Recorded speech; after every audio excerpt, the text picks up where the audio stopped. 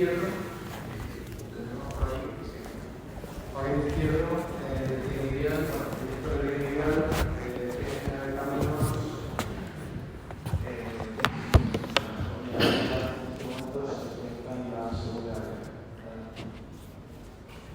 Muy bien, muy buenas tardes a todos. En primer lugar, quiero felicitar a todos los ponentes que han pasado hoy por aquí, por las magníficas ponencias que han hecho. Espero estar a la altura y agradecer tanto al comité organizador como al comité técnico de estas jornadas el que hayan seleccionado esta comunicación para poder compartir con vosotros las inquietudes que yo tengo sobre un elemento de seguridad vial del que voy a hablar, pero antes quiero hacer un inciso sobre la ponencia que he hecho ayer. Han tomado una serie de datos con un radar que cedió Tendivial. Es un radar compacto, es un radar muy ligero, creo que es el modelo que le cedimos, el VIA-SIS 3003, que lo que hace es acumula información y luego la puede trasladar para hacer los gráficos que hemos estado viendo a través de una aplicación.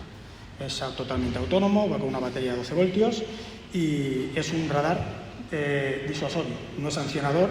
Entonces esperemos que mientras las autoridades competentes en la materia no tomen cartas en el asunto para que no solamente se disuada, sino que se sancione a los infractores, pues lo único que podemos hacer nosotros es dotar de elementos de seguridad pasiva a las carreteras. Y de eso voy a hablar hoy. Vamos a hablar de los atenuadores móviles de impacto, los famosos TMA, que son sus siglas en inglés, son Track Mounted Attenuator. Esto es un atenuador montado sobre un camión, y a la ponencia le he llamado ¿qué atenuador utilizo y dónde lo instalo? ¿Por qué? Porque era lo que nos preguntaban prácticamente todos nuestros clientes cuando querían comprar un dispositivo como este. Vamos a ver un poco el rango normativo que evalúa el comportamiento de estos dispositivos. Hay en la actualidad 3 normas, 2 de ellas son americanas, es la NCHRP 350 y la norma MAS, y en Europa se ha desarrollado una especificación técnica, una TS, Technical Specification, la 16786. Esas son las 3 normas que regulan el comportamiento de este tipo de dispositivos.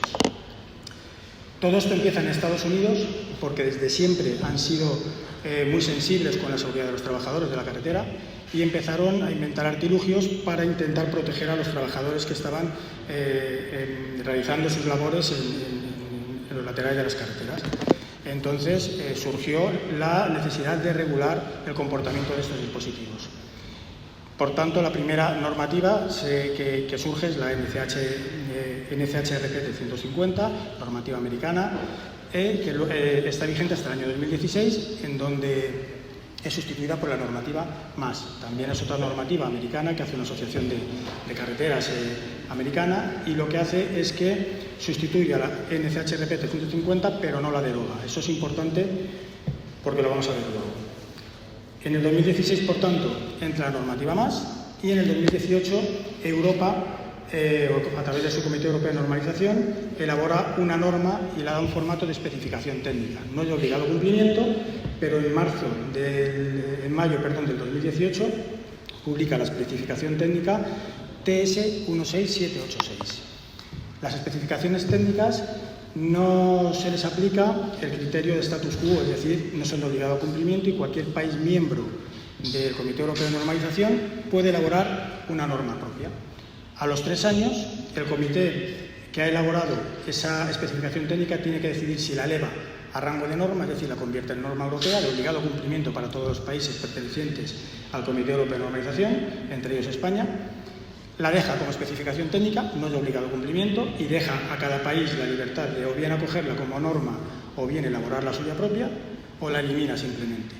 Yo hice una consulta la semana pasada al Comité Europeo de Normalización y han pasado ya los 3 años, en mayo del 2021, y el comité ni se ha pronunciado ni se desespera, con lo cual, en principio, tenemos que convivir un poco con estas 3 normativas que tenemos. ¿Qué diferencia ha habido o por qué se sustituye la normativa MAS sustituye a la NCHRP? Lo vamos a ver ahora. Lo primero que tenemos que tener en cuenta es que los TMA, los atenuadores móviles de impacto, son unos elementos de contención de vehículos y tienen, por tanto, que retener, redirigir y parar de forma controlada al vehículo que impacte contra ellos. Eso es importante. Pero aparte de hacer eso, tienen que proteger a 3 elementos: a los trabajadores de la carretera, a los ocupantes del vehículo que impacta y a los posibles ocupantes del camión sobre el que va remolcado o sobre el que va anclado ese atenuador de impactos.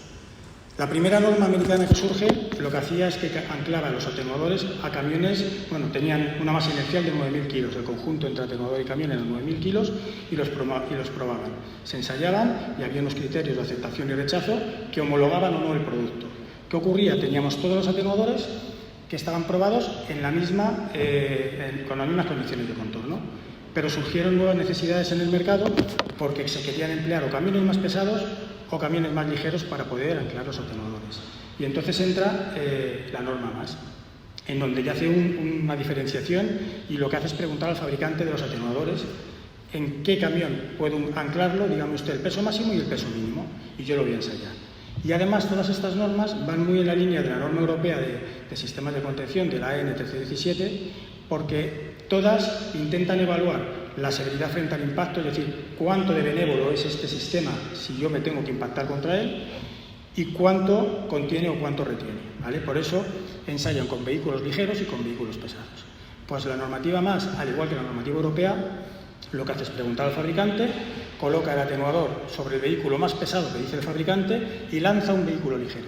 Así va a conseguir saber la severidad frente al impacto, va a medir las deceleraciones que se producen tanto en los ocupantes del vehículo que impacta como en los ocupantes del camión soporte del atenuador y calculará su índice de severidad. Y luego ancla ese mismo atenuador en un camión más ligero, el más ligero que dice el fabricante, y lanza un vehículo pesado. Entonces va a mirar cómo retiene o cómo contiene ese dispositivo, ese conjunto formado por atenuador y camión remolque, cómo detiene o cómo controla o contiene el vehículo que impacta, ¿vale? Entonces, eso es tanto la normativa MAS como la europea, es en lo que se centra. Aparece un nuevo concepto que es la distancia de rodadura, que se genera cuando se hace un ensayo en donde un vehículo pesado se tira contra el conjunto formado por el atenuador y el vehículo al que tiene que ir lastrado, pero el vehículo más ligero, y se ve lo que se mueve hasta que se para todo ese conjunto. Es importante para saber a qué distancia lo tenemos que poner de los trabajadores que están en la vía trabajando. La normativa europea es muy similar. Todos los atenuadores se prueban con el camión más ligero y más pesado que dice el fabricante, y en su defecto, si el fabricante no dice nada, van a ensayarlo con un camión que pese 10.000 kilos junto con el TMA. Además, los criterios de aceptación y ensayo son muy parecidos a los que marca la norma europea, la EN 1317. Ninguna parte del TMA puede penetrar en el vehículo que impacta, ningún elemento de más de 2 kilos puede salir disparado hacia adelante y dar a los posibles trabajadores que estén protegidos, y además se calcula el índice de severidad frente al impacto.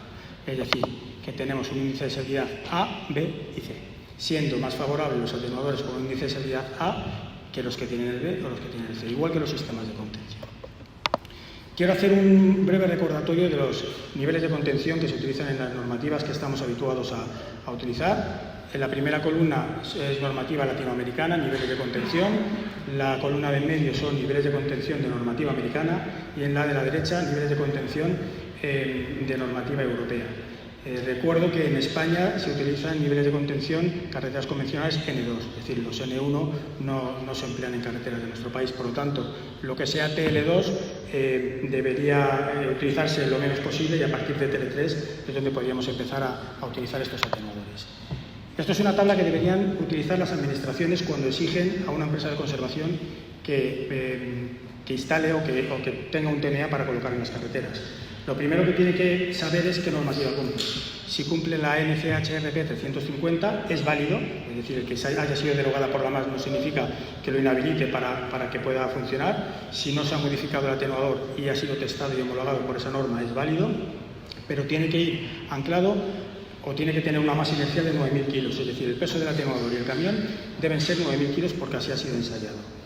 Si cumple la normativa MAS, pues debe indicar el peso máximo y el peso mínimo. Si no dicen nada, en su defecto 9.000 kilos. Y si cumple la normativa europea, la especificación técnica europea, debe indicar el peso máximo del camión, el peso mínimo y en su defecto 10.000 kilos. Y esto es un gráfico que deberían utilizar las empresas de conservación a la hora de adquirir un atenuador. Si está en rojo no lo compres, es decir, el atenuador ¿cumple norma? No, no lo utilices. ¿Cumple norma? Sí. ¿Cuál de las tres? La americana, la primera, la más antigua, NCHRP 350, perfecto. Tiene que ir anclado a un camión cuya masa inercial junto con el TMA es de 9.000 kilos. Este L1 no lo utilices. Este L2 en zonas urbanas equivaldría a la velocidad de 70. Este L3 velocidad 100 recomendado en carreteras convencionales, autovías y autopistas. Y en el caso de la normativa europea, pues se prueba a 50, 80 y a 100 km por hora, y lo mismo, pues 50 km por hora uso en zonas urbanas, 80 recomendable para carreteras convencionales y 100 recomendable para autovías y autopistas. Como conclusión, quería decir que no solamente los atenuadores son los elementos que se homologan y los dispositivos de contención que se homologan, sino que se homologa un conjunto. De nada vale tener un atenuador que ha pasado todos los ensayos si se lo colocamos a un Renault Clio, con todos mis respetos para el Renault Clio, porque no va a ser capaz de contener ningún tipo de impacto en el vehículo. Es decir, que lo que se homologa es un atenuador junto con el camión soporte. Y esa es la documentación que cualquier distribuidor, cualquier fabricante de atenuadores tiene que aportar para verificar que los ensayos son basados. Nada más, muchas gracias por vuestra atención y por las horas que son. Y si queréis hacer alguna pregunta, pues estoy a vuestra disposición. Muchísimas gracias.